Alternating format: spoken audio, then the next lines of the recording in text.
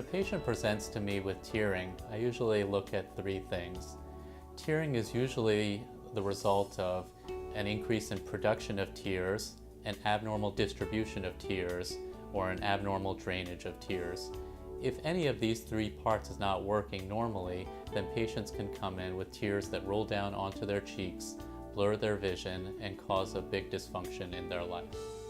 To explain tearing to patients, I usually have them think about a sink. If the sink is working normally, the water is going to flow down and it's not going to back up. When patients present with tearing, you can think of it like a sink that's clogged.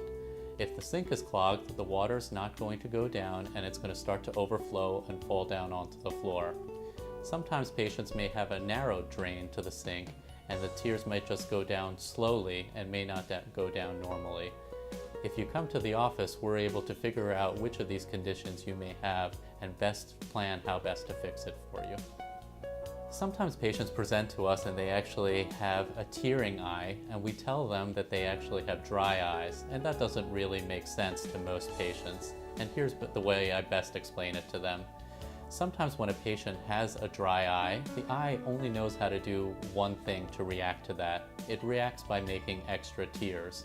So those tears well up and they actually fall down onto the cheek. So it's really the dry eyes that's causing the patient to make these extra tears that actually fall down onto the cheek. Now, some patients just make a lot of tears, but the quality of the tears is not so good. Here in the office, we're able to tell which of these conditions a patient may have, and we're able to best address it with either surgery or medications.